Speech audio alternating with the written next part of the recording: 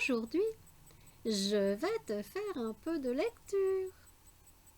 Et aujourd'hui, plutôt deux fois qu'une.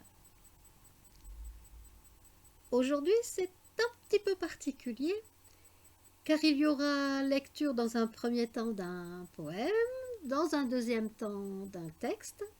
Tous les deux ont été écrits à partir des mêmes mots MOTS bien sûr, à partir donc des mêmes consignes d'écriture que vous pourrez bien entendu retrouver si vous le souhaitez écrire à votre tour. Vous les retrouverez donc comme d'habitude en barre d'infos sous la vidéo ou à côté de la vidéo, etc. Alors, c'est parti. Dans le jardin de Gaïa. Ces boutons en cadeau offerts à contempler, la fleur a l'art de fleurir en toute beauté. Elle aura germé en terre jardinée avec amour, passion et générosité. Offrira-t-elle le jaune jonquille qui, mis dans les cheveux d'une petite fille, rayonnera sa lumière comme un soleil? Un parterre multicoloré de merveilles, au temps des dieux le nectar et l'ambroisie, s'ouvrira à l'espace de la poésie d'un moment précieux où la récolte d'images savoureuses réjouira le cœur des sages. Nous renaissons chaque printemps, nous respirons ce vent frais du renouveau vers des horizons étincelants d'espoirs et de belles promesses. Nous revivons emplis de joie et de tendresse.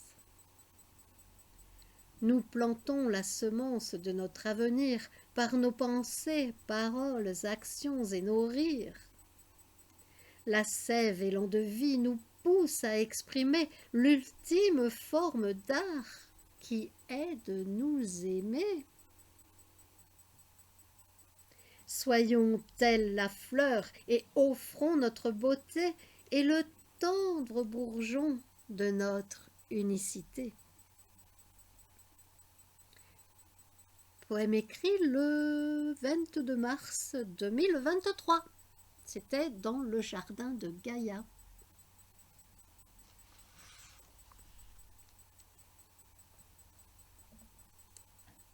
Deuxième, le texte. La goutte de rosée et la jonquille.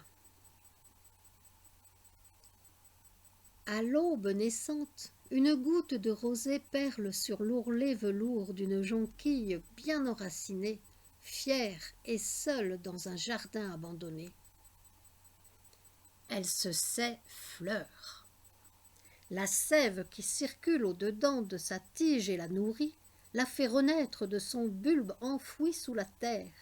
Lentement, ses feuilles ont poussé, un timide et unique bouton est apparu, qui, enhardi par la douce chaleur du soleil, s'est ouvert au monde. Même si la fleur a parfois rêvé de revêtir des atours multicolorés ou de germer au solstice de l'hiver, elle accepte pleinement sa nature.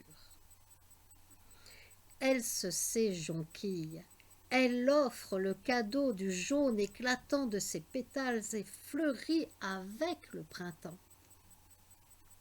Qu'importe si nul homme ne la contemple, si nulle femme ne respire son parfum, si nul enfant émerveillé à sa beauté ne la dessine dans ce lieu où la plus personne ne vient jardiner, ni semence ni récolte.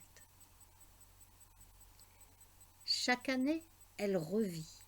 Elle s'éveille de sa dormance pour goûter à la poésie de la vie.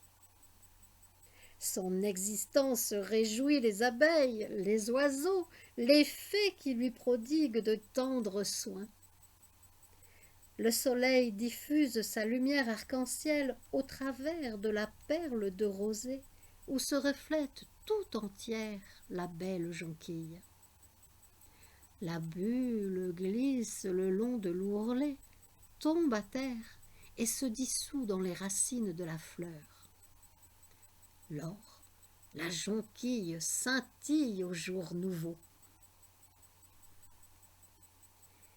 C'était La goutte de rosée et la jonquille, écrit fin mars 2023.